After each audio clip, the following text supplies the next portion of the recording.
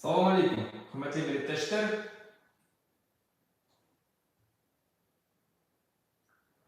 Халмалабуттар. Здравствуйте, уважаемые подписчики моего канала. Я извиняюсь за задержку. Тут немножко у меня разбирался в аппаратуре. Но я решил начать вновь делать эфиры и, точнее, стримы. Да, и постараемся теперь делать раз в неделю стабильно. Будем обсуждать различные темы, наболевшие темы, как в современности, будем прошлое обсуждать. Сегодня заявленная тема «Зачем башкирам нужна Россия?».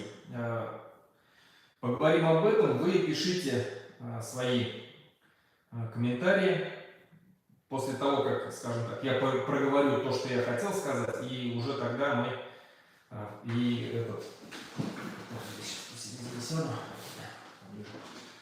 тогда уже я буду отвечать на ваши вопросы, с вами побеседую. Примерно будет это час у нас. Итак, зачем башкирам нужна Россия? Вообще, что нужно любому человеку для жизни, да, для хорошей жизни? То есть ему нужно спокойствие, чтобы было в стране, хорошая зарплата, работа стабильная, да, любимая работа, желательно семья, то есть чтобы ты мог работать и получать такую зарплату, где бы ты приносил бы хорошие деньги, да, то есть чтобы тебе хватало там и обеспечивать семью всем необходимым, чтобы ты мог купить машину, или, возможно, и не одну, две машины, чтобы ты мог купить квартиру, то есть скопить квартиру, да, стабильно откладывать на квартиру, или взять в ипотеку, желательно под 1-3% годовых, как это происходит в нормальных странах, цивилизованных. Вот, чтобы дети у тебя учились там в нормальной школе, чтобы никакой коррупции не было, не надо было ежемесячно заносить эти деньги там, да, в школу, платить за какие-то там сборы постоянные, там, то на окна, то там еще на что-то, на какие-то предметы для обучения, канцелярские различные товары.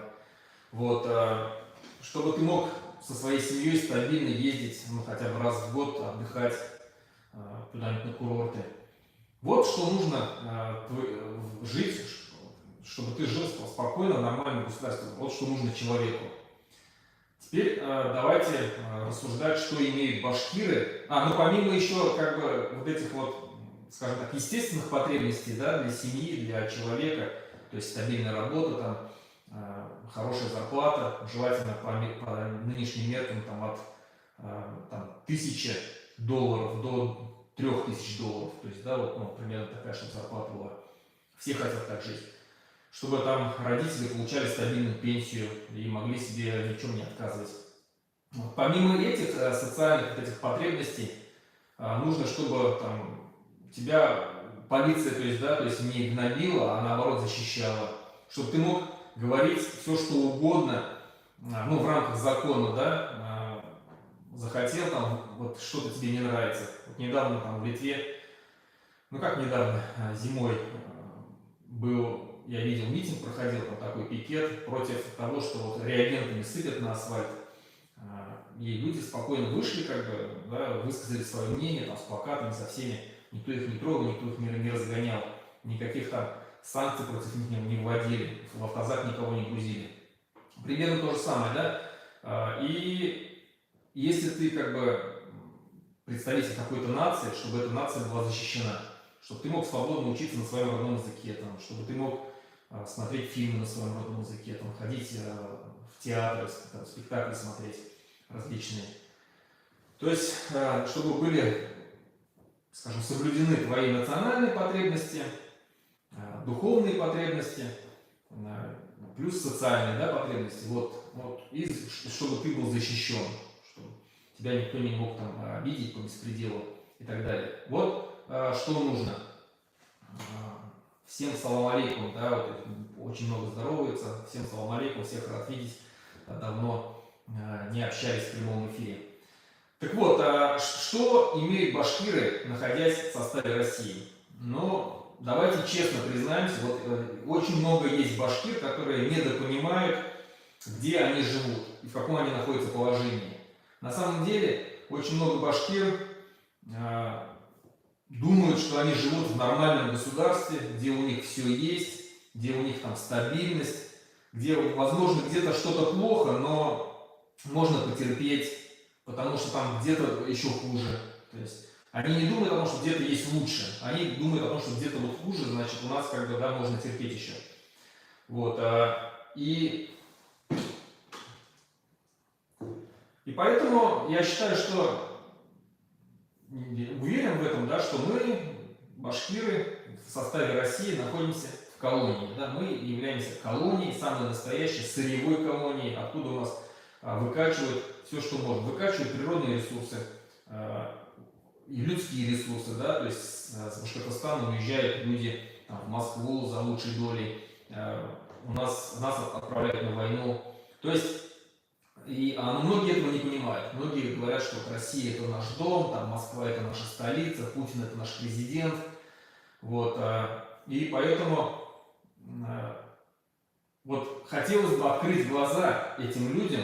Вот, надеюсь, что хотя бы вот мой эфир, если посмотрят, хотя бы у одного, у двух человек, если откроются глаза, уже хорошо. На самом деле, мы, еще раз говорю, вот, все, что я перечислил, все, что я говорю, о том, что вот нужны социальные какие-то там, да, чтобы были потребности удовлетворены, там, духовные потребности, культурные потребности, этого у нас ничего нету. На самом деле, мы знаем, что те люди, которые могут себе позволить купить квартиру в ипотеку, вообще и в ипотеку у нас купить простой человек не может квартиру под нормальный процент, там, да, по 3%, так вот такого просто нету. Сумасшедшие проценты, люди попадают в кабалу там, на 30 лет, на 15 лет, в лучшем случае, и перебивается от зарплаты до зарплаты, еще постоянно занимают. Вот. А люди, которые там на пенсии, они отработали всю жизнь свою, там, по 25 лет, допустим, у меня мама Минасяин отработала 25 лет в одном месте, ветеран труда, ну, у нее пенсия там что-то около 15 тысяч, то есть, да, ну, это вообще ни о чем по сегодняшним ценам. Так вот, давайте пройдемся по, скажем так, по полочкам, скажем так, разложим, что мы имеем, что башкиры имеют, находясь в составе так называемой Российской Федерации. На самом деле, никакая, конечно же, она не федерация, это унитарное государство, которое правит в Москве вот этот вот Путин, да, диктатор. Почему колония? Ну, потому что если в 90-х годах, в 92-м году Муртаза Рахимов подписывал, когда вот этот федеративный договор, а в 94-м году подписали еще двухсторонний договор, то мы рассчитывали на то, что у нас будут свои какие-то полномочия у нашей республики, что мы будем там сами себе хозяева, все предприятия, которые будут находиться в составе внутри республики, они будут принадлежать республике Башкортостан, все недра, все богатства, которые находятся в недрах, все это будет принадлежать многонациональному народу Республики Башкортостан. Подписывались на это, но, как всегда, Россия нас кинула, обманула, и мы ничего не имеем на сегодняшний момент, у нас все забрали, Конституцию нашу переписали. У нас когда-то в 90-х годах были свои национальные партии. Я знаю, что, допустим, была такая башкирская национальная партия, даже которая говорила о выходе из состава России. И что отмечу, вот этот федеративный договор, про который я говорю, его в 92 году, который не подписал Татарстан и не подписала Ичкерия. Наше башкирское национальное движение, лидеры башкирского национального движения на тот момент, они, скажем так, говорили Рахимову, чтобы он не подписывал. Они протестовали, выходили против этого, устраивали забастовки, устраивали митинги. Союз башкирской молодежи тогда, который был еще не провластный, они устраивали голодовку на площади Салавата Юлаева и, скажем так, пытались добиться того, чтобы этот федеративный договор не был подписан. Потому что именно вот умные люди, умные башкиры, националисты, они прекрасно понимали, что Россия кинет, как она это делала постоянно, как она кинула, допустим, Заки Валиди, да, то есть первое правительство Башкортостана. с Лениным. То же самое действительно так и произошло. Через 10 лет, когда пришел Путин, нас кинули. Так вот, сейчас у нас нет президента, хотя у нас был президент когда-то. Да? Почему мы, башкиры, не можем иметь своего президента? По Конституции наша республика является государством. Государством, прям так и написано, даже в Конституции Российской Федерации это написано. Статья 5, пункт 2 написано республики, в скобках государства. Так вот, почему мы, как государство, не можем иметь своего президента? Нет, потому что вот в Москве им, видите ли, не нравится, что у национальных республик есть свои президенты. То, что якобы президент должен быть один. Дошло, если мы, скажем, раньше, в 90-х годах, оставляли у себя 70%, там 30% отдавали в Москву доходов, то сейчас все наоборот. 70%, 80% мы отдаем наших доходов, и нам там что-то там копейками возвращают.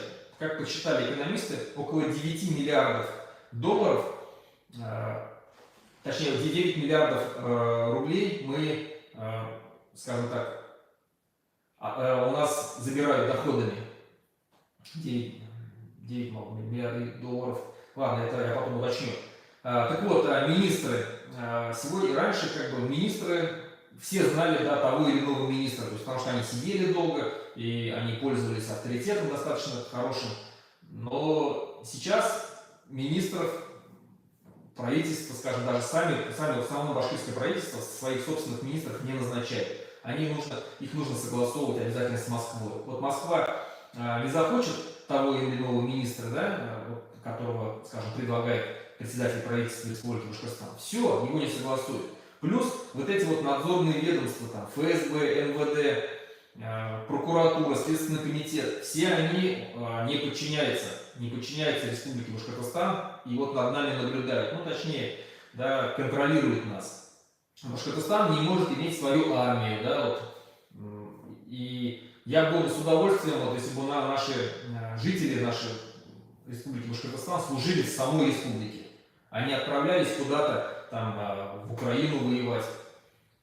Если бы было бы нормальное федеративное государство, сегодняшний президент, а не глава Республики Башкортостан, сказал бы: мы против войны в Украине, против того, чтобы туда отправлять наших там парней. Поэтому мы вот издаем указ о том, что жители Республики Башкортостан, наши военнослужащие, не будут участвовать в этой войне. Не будут уезжать в какую-то Сирию, не будут участвовать там в войне в Украине. Нам это не надо. Наши ребята будут служить в самой Республике Башкортостан. Вот, в принципе, нормальное государство как должно быть. Нормальная федерация.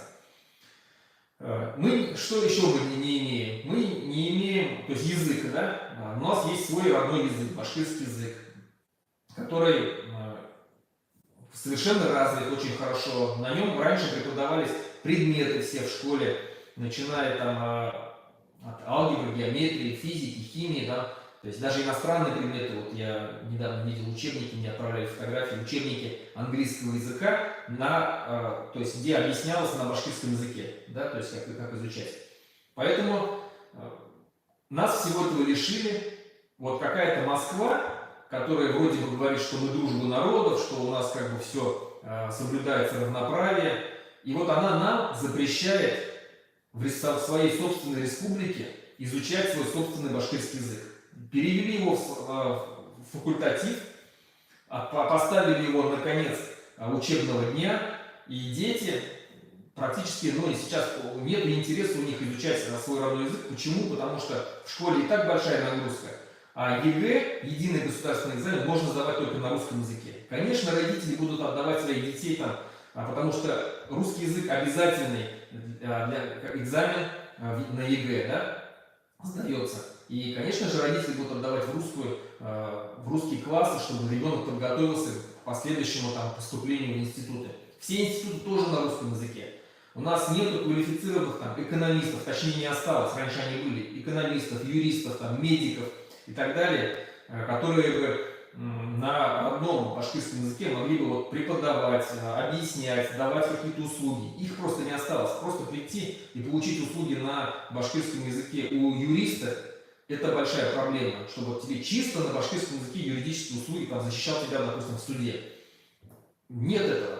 Там, прийти в больницу и получить там консультацию от врача, на прием прийти к нему и получить это на башкирском языке, этого нету. Почему нету? Ну, мы 1,5 миллиона народ. Татары вообще там, да, их 4-5 миллионов. Тоже нету.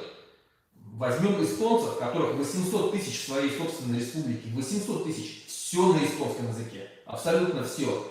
Даже программное обеспечение на эстонском языке. Там любой компьютер на эстонском языке. Любой аппарат, который выдает кофе тебе, все там на эстонском языке. Вот. Почему этого в Башкортостане нету? Почему у нас нету, когда говорят они то же самое про дружбу народов, говорят про ну, вот, фильмы. В год снимается огромное количество фильмов и сериалов. Все на русском языке. Почему? Почему на башкирском языке вы не снять им там хотя бы 2 фильма полнометражных фильма на башкирском языке?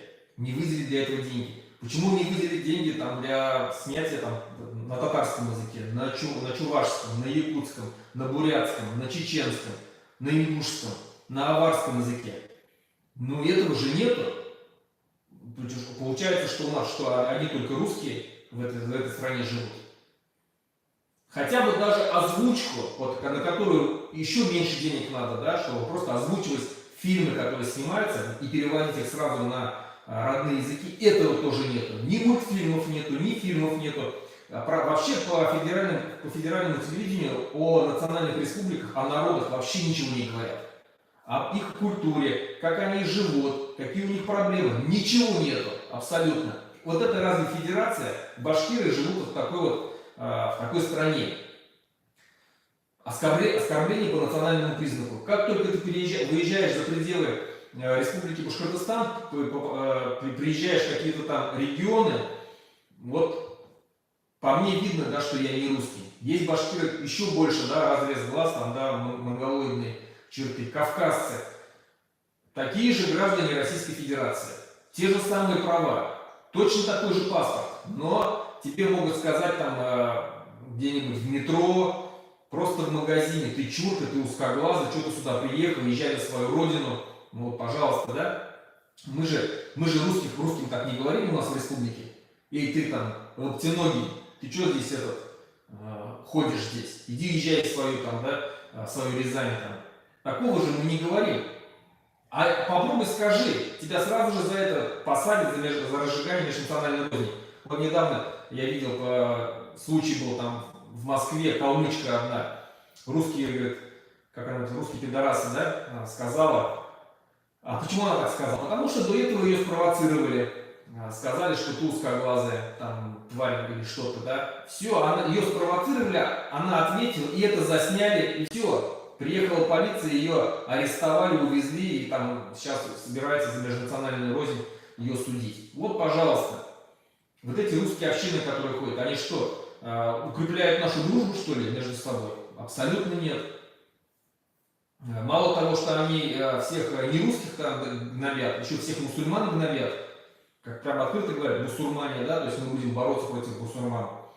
Вот. Ислам, да, вот наш ислам, вроде бы говорят там многоконфессиональное государство, там у нас разные религии, и вот эти ручные муфтии наши там постоянно там топят за Россию, за Путина, призывают за него голосовать, там отправляют, призывают воевать, там чуть ли не джихад объявляют украинцам.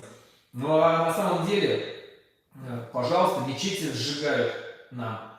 В Москве, где ну, явно там больше 3 миллионов там, мусульман, 4 мечети всего.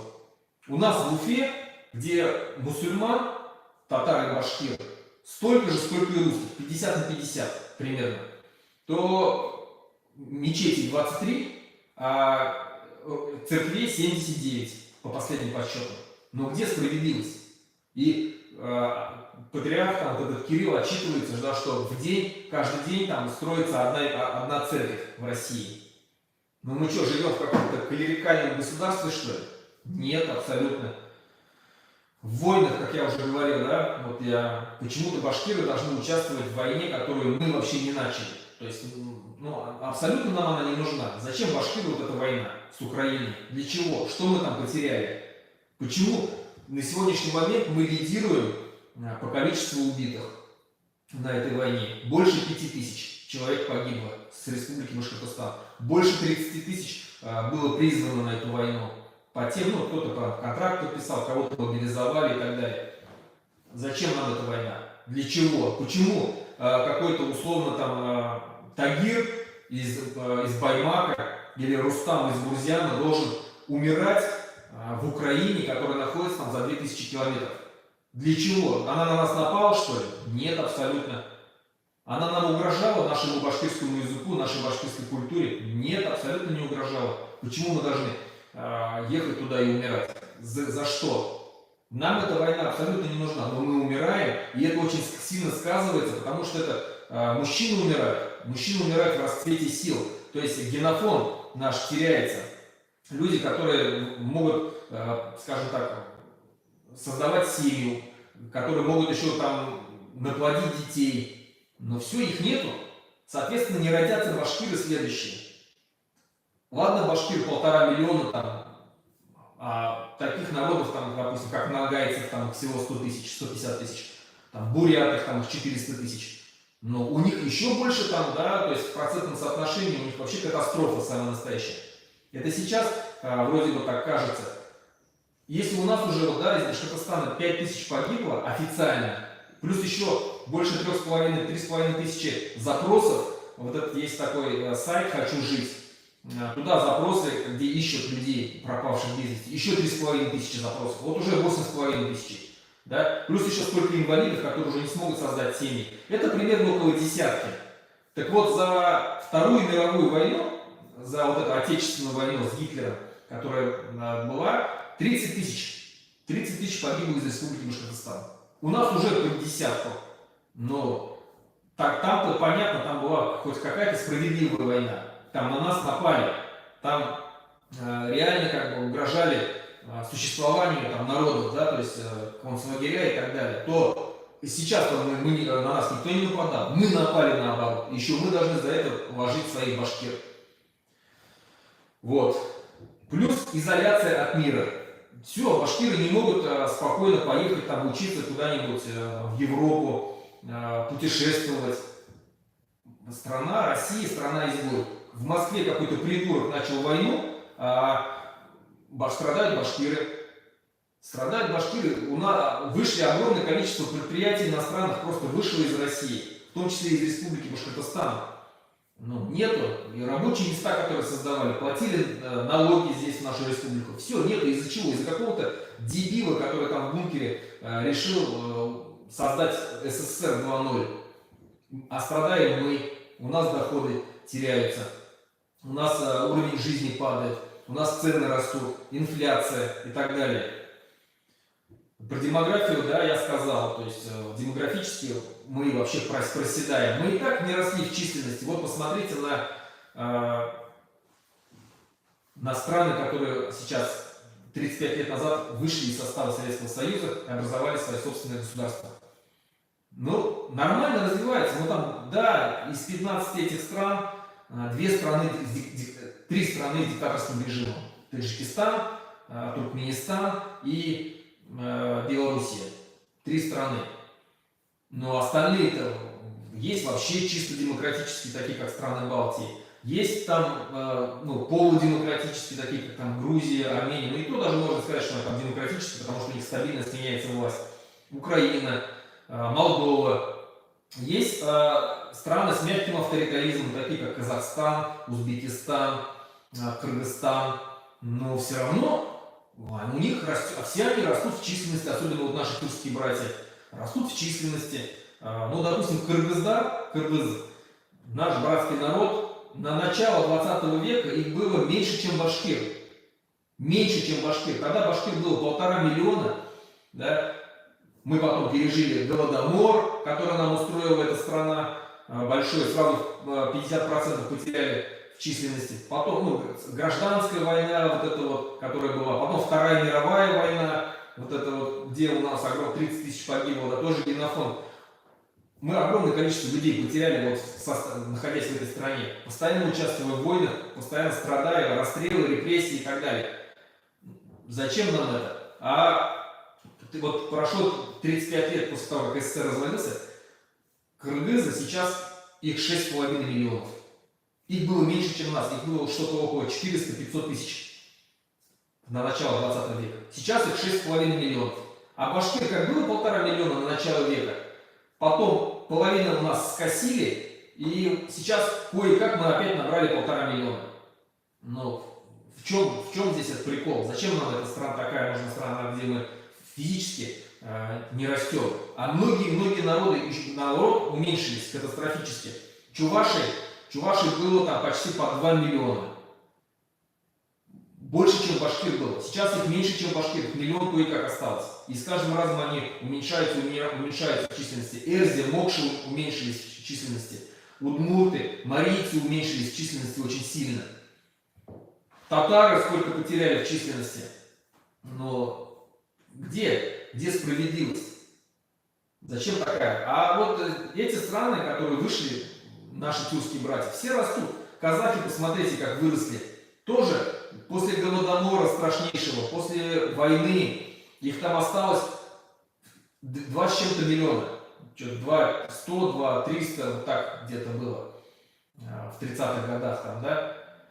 Сейчас Аллах шукр выросли в численности так, что сейчас они составляют 70%, там что-то около, если не ошибаюсь, что-то около 7 миллионов их там, 9 миллионов в своей республике. 70% численности. Красота.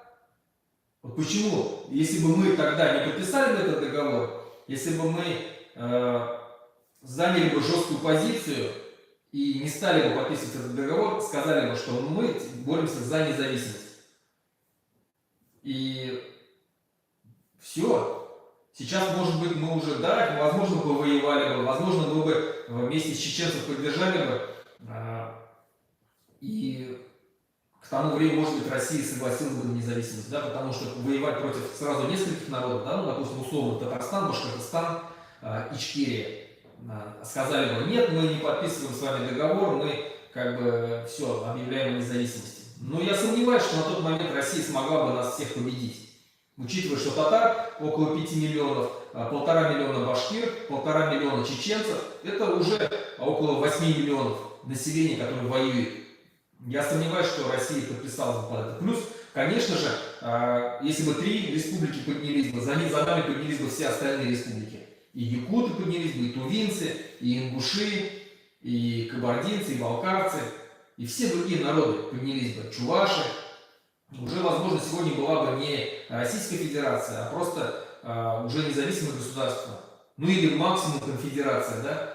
Но этого же не было, просто тогда Рахимов совершил ошибку, я считаю, очень сильную, подписав этот договор. Поэтому, ну и плюс и последнее, что мы теряем в этом, находясь в этой составе этой страны, национальное самосознание. Башкиры превращаются в манкуртов, которые идут, рвут на себе рубашку, защищая эту Россию, которая их давила веками, уничтожала, как я сказал, голодомор провела, да, искусственный, отнимая у нас зерно последнее, отправляя нас в репрессии. Сколько песен у башкир есть, у Юденкюй, да, где говорится о судьбе наших башкир, которых отправили на каторгу. Сколько в истории мы знаем случаев, когда наших башкир сжигали за то, что, ну, допустим, за то, что возвращались в ислам. Сколько было, вот монумент дружбы, который стоит в Уфе, место лобной казни, где Салават Юлаева там плетьми секли, где у него вырвали ноздри, где там убивали башкир, на кол сажали, четвертовали. Сколько таких случаев было? И мы, забыв это, сейчас прям нас вот уничтожают практически, да, вот недавно Рифата Даутова убили, сколько людей посадили по баймакским событиям, просто за то, что люди вышли поддержать Фаиля Алсынова. Разогнали всех, избили, посадили, убили. До этого сколько людей посадили. И вот есть башкиры, которые защищают этот, понимаете, этот режим. Такие как там, Бадранов, да, вроде бы башкир, но манкур, конченый манкур, человек, который просто защищает. Тимур Валитов там, все переворачивает, якобы вот мы там какие-то сепаратисты, мы какие-то националисты. Но Это сейчас я сепаратист стал, когда я начал говорить о независимости, потому что уже невозможно жить в этом государстве. Но раньше, когда этого не было, и все равно нас давили. Раньше никто не говорил о выходе из состава России. Жили, просили просто вернуть федеративные отношения, просили просто нормальной федерации. Айради Мухаметов ни о каком выходе из состава России не говорил. Он просто хотел переформатировать это федеративное государство. Он так и говорил: мы, Башкортостан, остаемся в составе России. Давайте изменим правила нахождения в стране. Давайте у нас будут там федеративные нормальные отношения. Дайте нам больше свободы. Вот что он просил. Что он за это получил? 9 лет. 9 лет сейчас сидит до сих пор, да, здоровье свое губит. Фаиля Алсынова ни за что посадили, Рамилю Саитову ни за что посадили, только за то, что она сказала, что башкиры не должны воевать, возвращайтесь с Украины, с фронта, не должны воевать так. За это сажают. Это разве не колония, это разве не рабство? Но в рабстве это же явно понятно, что мы рабы. Мы ничего не можем, попробуйте, выйдите с плакатом, там, с требуем вернуть башкирский государственный язык обратно как бы обязательное изучение. Ну и все, вас сразу же за это посадят, штраф дадут. Кыргызстан сейчас нагло пытается в Азериловском районе отобрать. Ничего люди не могут сделать. Пытается подать заявление на скот, все отказывают. Хотя сами проводят там какие-то марши, какие-то там на 9 мая там людей собирают, собрания различные проводят. А вот защиту Кыргызстана нельзя. И тут же поднялись все эти пропагандисты, которые говорят о том, что вот снова очередные баймакские события, вот снова мутят, тут Габасов там из-за рубежа, тут нашлись другие в самой республике, которые раскачивают национальную ситуацию. Просто башкиры защищаются, не хотят, чтобы у них отобрали красивейшую природу, значит они раскачивают. Да? Ну давайте вообще тогда башкиры что? Они же мечтают о чем? Чтобы башкиры превратились в безмолвное стадо, которых будут отправлять куда хотят, которым будут говорить: вот, делайте так, будут делать и безропотно. Мы у вас забираем там все леса ваши, там все вырубаем под ноль. С завтрашнего дня вы не башкиры, вы там будете русскими. Уже открыто так говорят. После завтрашнего дня поменяйте все имена на русские имена, потом перекреститесь все, и чтобы башкиры молчали. Вот их нестабильная политика. Они же нас хотят так сделать. Но а зачем нам это надо? У нас есть своя религия, ислам. У нас есть свое национальное самосознание. Мы башкиры, мы один из древнейших народов. Мы существовали тогда, когда существовали различные печенеги, половцы, там, сарматы. Вот все эти народы ушли в небытие. Башкиры есть, сохранились до сих пор, пока еще, Аллах шукр. Но мы постепенно исчезаем, мы постепенно манкуртизируемся, когда у нас в правительстве сидят такие, как Абдрахманов, как Бадранов, Хабиров. Ну, до такой степени дошло, что у нас в правительстве, председатель правительства, глава правительства, сидит человек, который насиловал башкирку, который был за это осужден. И вот в насмешку нам поставили этого человека. Сама республика абсолютно ничего не добилась при Хабирове. Но 7 лет человек находится у власти. Что сделала, как республика выросла? Ну вот просто давайте рассуждать. Что у нас? Дороги, посмотрите, дороги убитые в хлам. Везде жалобы. Там дорога, здесь дорога, там плохая. Вот, как Рестюкыш, да, Фидан Кульмухаметов постоянно ездит, показывает, какие у нас дороги везде убитые. Что максимум они могут делать после его эфиров? Максимум могут там ямочный ремонт сделать. И все, как в Нефтекамске, да, опозорились, помните? Там такой ямочный ремонт. Отчитался мэр города Нефтекамска, что вот там заасфальтировали дорогу. На самом деле ничего и не сделали, просто там стояли под камеру, якобы работали. То есть максимум могут сделать ямочный ремонт, а просто нормальную дорогу сделать не могут. Ничего не сделали абсолютно. Обещал, много чего обещал. Обещал завести там предприятия. Какие предприятия открылись нормальные в Республике Башкортостан? Ну нету ничего нового. Абсолютно за 7 лет нету. Зато много что закрылось из-за вот этих санкций. Что он построил? Дворец борьбы построил, да, арку построил, памятник Шеймуратову поставил. А это что? От этого люди стали жить лучше, что ли? Да, он пытается там Уфу как-то улучшить, но остальные...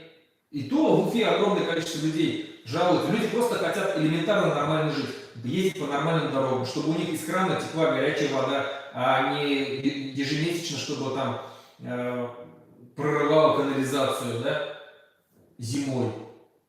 Трубы все проржавевшие. Многие люди в бараках до сих пор живут. Вот чего хотят люди. Люди хотят нормально жить, в нормальном государстве.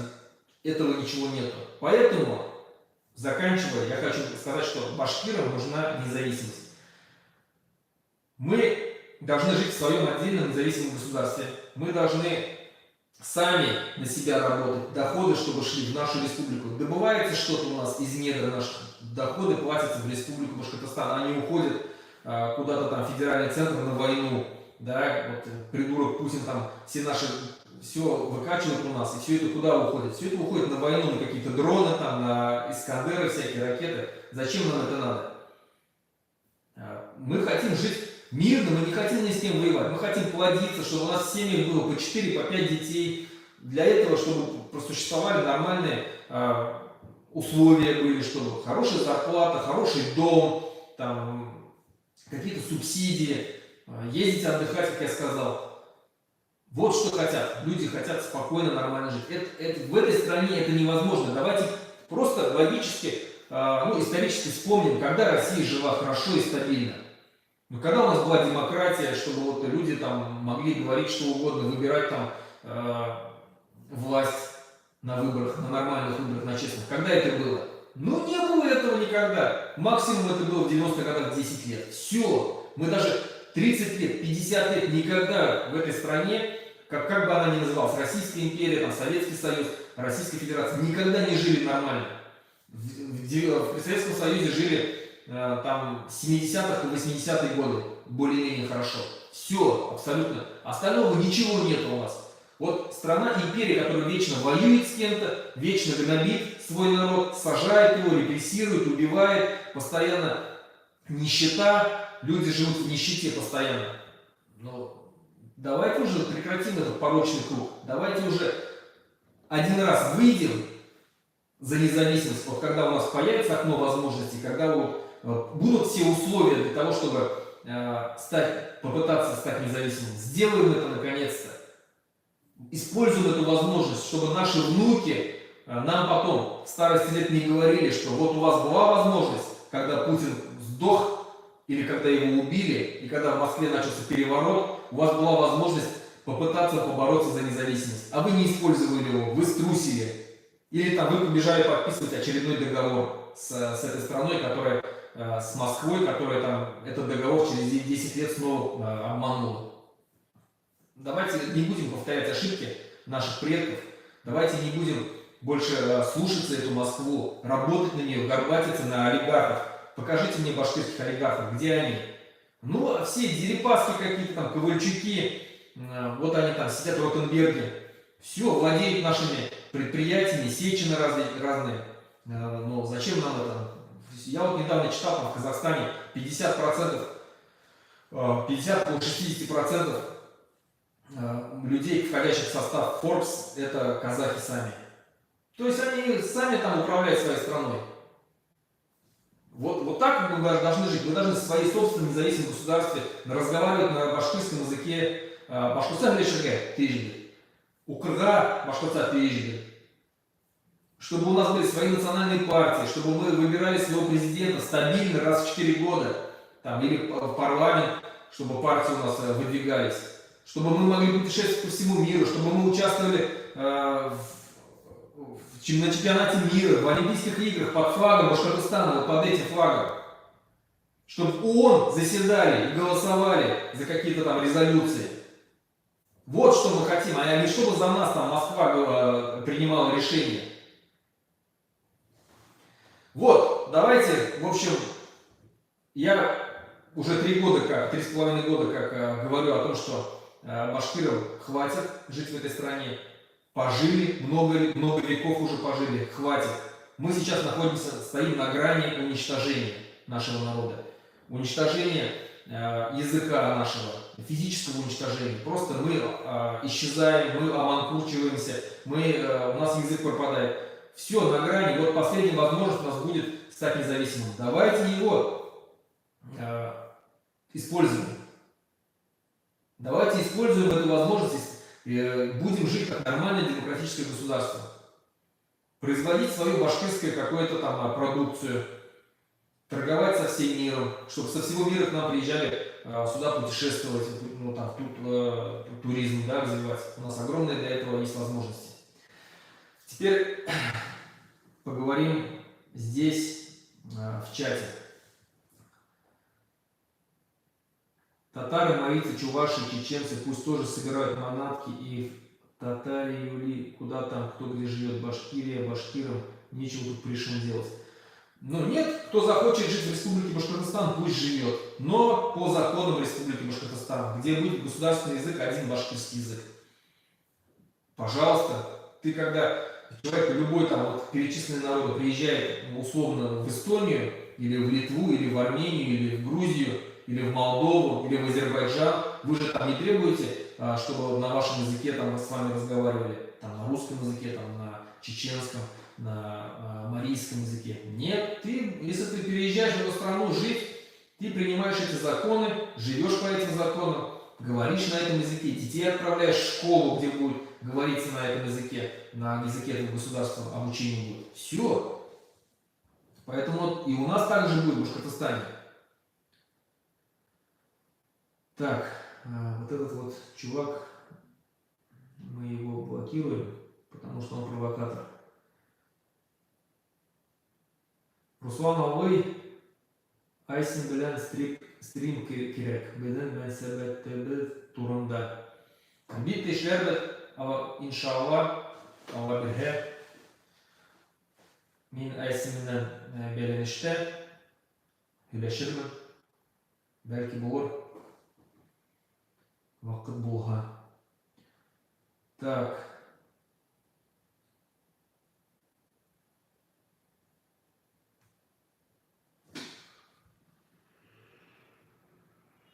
Пишите вопросы. Руслан, как вы относитесь к историку Ягондон? Так. Руслан Агай, Халма, есть ли у башкортов реальный шанс? Много ли таких? Шанс всегда есть. Вспомните из истории, у нас, не у нас, а допустим, вот берем историю Кубы. Фидель Кастро со своими сторонниками, сколько там, 80 человек у него был отряд, да, высадились то есть на остров Кубу, подняли революцию и победили. 80 человек, не тысячи, не 10 тысяч армий, высадились со своими надежными, верными, качественными, проверенными товарищами, и к нему просто пошел народ. Почему? Потому что народ устал от этой жизни, от режима Батиста.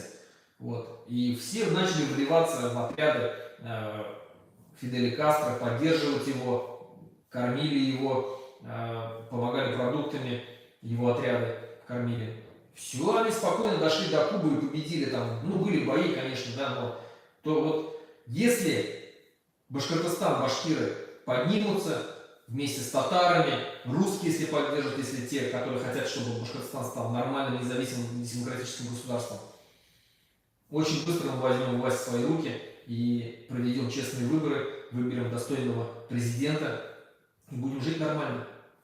Шанс есть. Надо будет его обязательно использовать.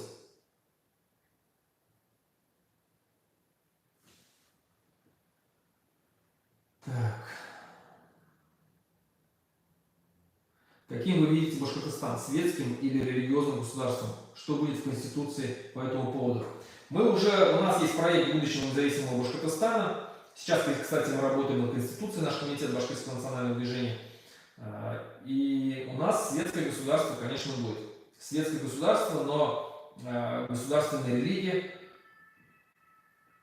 религия будет отделена от государства, но основная религия в Республике Башкортостан будет ислам. Почему? Потому что большинство, ну и вообще государствообразующий народ башкиры исповедуют ислам. Татары, которые проживают в большом количестве на территории Республики Башкортостан, исповедуют ислам. То есть 2/3 населения исповедуют ислам. Поэтому, конечно же, у нас будут государственные праздники, такие как Ураза Байрам, Курбан Байрам. Вот, свинина не будет продаваться у нас в Республике Башкортостан. У нас постараемся алкоголь максимально ограничить, тоже запретить продажу его. Только там, где будут туристические вот эти вот, ну как, допустим, Саудовская Аравия там, или Арабских Эмиратах. Вот, приезжают к нам туристы, в гостинице, там у них алкоголь есть, там они пьют, отдыхают, да, просто в магазинах не будет никакого алкоголя. В Турцию приедешь, там ни свинины ты не купишь, ничего, никакой продукции со свининой, алкоголь не купишь, нету этого. И нормально живут, развиваются, растут в численности. За 100 лет тоже увеличились в 4 раза, там что-то с 20 миллионов до 80 миллионов сейчас. Все, отлично живут. Поэтому у нас будет светское государство, еще раз говорю. В жизнь религиозных общин мы вмешиваться не будем. Если только они не будут покушаться на территориальную целостность, на вообще на устройство государства этого. Не будут покушаться на конституционный его строй. Пожалуйста, развивайтесь. Пусть развивается, там, пропагандирует свою религию. Так. Башкир, даже в Казахстане, Латвии, Молдове русские хотят присоединения к РФ. Неужели думаешь, что русские в Башкортостане другие? Не такие. Я согласен здесь, что большинство русские не хотят никакой независимости. Мы, к сожалению, это имперский народ, который болен. Но я вот живу в Литве, и я знаю, что многие сегодня русские, которые живут в Литве, родились в Литве, получили образование уже при независимом государстве Литвы, в основном хотят вновь вернуться там в Россию, чтобы была снова Россия, там, да, вот такие ватники, короче. Это в основном 40+, которые еще жили при Советском Союзе, которые застали этот Советский Союз и больны вот этим вирусом имперства. А молодые русские, они получили образование в литовских школах, они владеют в совершенстве литовским языком. Помимо этого, там очень хорошее преподавание, ну вообще преподавание, да, образование хорошее. Они все владеют английским языком. То есть они там 2-3-язычные обязательно. Там поляков очень много живет, поляки владеют своим родным языком польским, литовским владеют государственным, английским владеют. Поэтому и путешествуют свободно по всему миру, по всей Европе. Захотели там на выходные в Германию полетели, там захотели во Францию, захотели в Бельгию, Австрию и так далее. То есть нормально живут.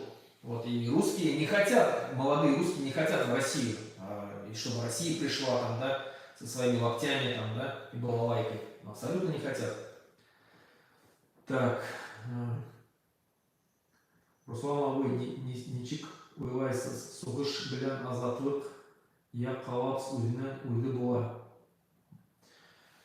Була, әлбәттә була. Как сейчас живет страна, так этого не может долго продолжаться.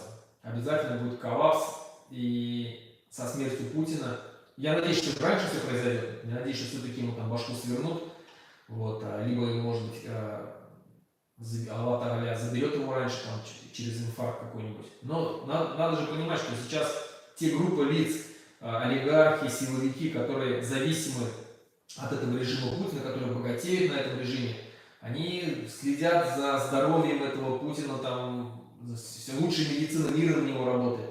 Вот, поэтому, конечно, они будут стараться максимально продлить его жизнь, потому что они прекрасно понимают, что пока есть Путин, пока он существует, этот режим, они живут нормально, потому что они столько преступлений совершили, столько крови пролили, столько наворовали, что они прекрасно понимают, что если Путин умрет, с ним начнется большой хаос в стране, большая смута. И тут с них начнут спрашивать. Они поссорились со всем миром, но куда они побегут? Ну, Китай, может быть, да? И то Китай сейчас вроде бы как друг, завтра может быть уже быть врагом. Туда они поедут, в Арабские Эмираты, тоже не факт, что оттуда их не вытащат. Арабские Эмираты, Саудовская Аравия, они хорошо, абсолютно дружат с Америкой, могут выдать легко. Они поссорились со всем миром. Но кто на сегодняшний момент с Россией, вот даже бывшие союзные республики, кто их любит, кто Россию любит? Ну никто не любит, никто ее не поддерживает. Армения уже с ними прекратила любые отношения. Азербайджан после сбития самолета вообще тоже прекратил. Украина воюет. В Беларуси только, в Беларуси и то, народ белорусский-то не поддерживает русских. Не любят они их. Их единственное, только этот Лукашенко, как бы, да, дружит с Путиным. А сам белорусский народ тоже с удовольствием бы уже расстался бы с русскими раз и навсегда. Это вот Лукашенко там прицепился к Путину, там, к России и тянет ее в Россию. Нету никаких стран. Балтийские страны тоже все против этой России. Казахстан, но живет так между Сциллой и Харибдой, да, то есть вот между двумя вот этими странами, Китая и России, переживает, как бы на него не напали. То есть там явно никакой любви нету к России. То же самое, что Узбекистан, Кыргызстан, постоянно Россия вмешивается во внутренние дела этих стран. Поэтому, конечно же, никто Россию не любит, никто русских не любит. И я глубоко убежден, что если у русских появится свое собственное национальное государство, вот многие раньше империи, возьмем английскую империю, там, Великобританию, да, там, Австро-Венгерскую империю, там, Турецкую империю, Оттоманскую империю, там, Португальскую империю, Испанскую империю. У всех у них сейчас есть свои национальные дома. Там, Англия, Австрия, да, Германия, да, Германская империя раньше была, Турция сейчас, вот, у Оттоманской империи Турция есть национальное свое государство.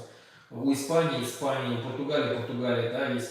Вот они живут в своих государствах, в своих домах, развивают там культуру, развивают свой язык, растут там в численности, поддерживают свое национальное самосознание. И все. И о своих колониях бывших забыли, им они не нужны. И вот у русских, если появится свое отдельное русское государство, ну, примерно, вот, если возьмем территорию там, Золотого кольца, этого хватит им. А остальные, они, если отпустят, дадут свободу, скажут, вот самоопределяйтесь, хотите к нам присоединяться, присоединяйтесь, хотите жить отдельно, живите отдельно. Хотите создавать свои отдельные союзы, создавайте. Я уверен, что все сразу же отпрыгнут от Москвы. Но не нужна она, ни сибирякам она не нужна, ни тем, кто живет на Дальнем Востоке, ни Чукотке она не нужна, это Москва, ни Коми, Пермякскому автономному округу. Не нужны им не нужна им эта Москва, потому что все они прекрасно знают, что Москва с них выкачивает только ресурсы. Якутия, алмазы там, да, каждый год миллиарды долларов выкачивают оттуда алмазы на миллиарды долларов, а элементарно мост не могут построить через реку Лена. Летом отрезаются они от мира, зимой там, да, по льду дорога открывается. Вот так и живут. Поэтому те русские, которые не поддерживают независимость Республики Башкортостан, они уедут. Они уедут из Республики Башкортостан, пожалуйста, Россия большая, куда хотите, туда езжайте. А те русские, которые поддерживают Республику Башкортостан в независимости, захотят жить в Республике Башкортостан, строить свое будущее, будущее своих детей, пожалуйста, живите. Сегодня очень много в Казахстане русских, которые уже считают Казахстан своей родиной, выучили казахский язык. Да, они себя еще ощущают русскими, но они приняли правила этой страны, приняли законы этой страны, конституцию этой страны и живут, и рады, что они не живут в России, потому что сейчас бы они уже умирали бы там под Бахмутом где-нибудь, в черных пакетах возвращались бы домой. Они рады этому, они могут путешествовать по всему миру, у них нормальное государство развивается, Казахстан очень хорошо развивается. Во сколько лет можно будет стать президентом? Ну, я думаю, что, наверное, это будет прописано в Конституции с 35, наверное, или 40 лет. И после того, как там человек должен будет обязательно владеть государственным языком башкирским, и человек должен быть гражданином Республики Башкортостан, человек должен прожить не менее 10 лет на территории Республики Башкортостан. одни запреты. Все правильно, одни запреты в этой стране. Ничего хорошего нету. Ничего хорошего нет. Я вот, ну что хорошего, напишите здесь в комментариях, что хорошего России нам принесла Башкирия. Что? Ничего нету, абсолютно. Так, уже время, час прошел. Я думаю, что сейчас еще минут 10.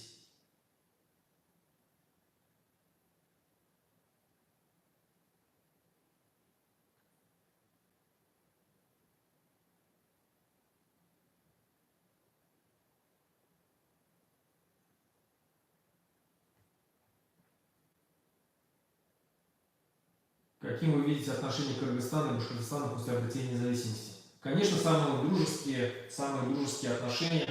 Я думаю, что Башкортостан обязательно вступит в ОТГ, Организацию тюркских государств. Будем дружить, будем ездить друг к другу в гости с концертами, будем бизнес друг с другом вести. Кыргызы у нас будут в гостях, работать у нас будут, бизнес будут развивать, мы у них будем. Все, я думаю, что нормально, родниться будем с семьями. Отлично будем жить, я уверен в этом.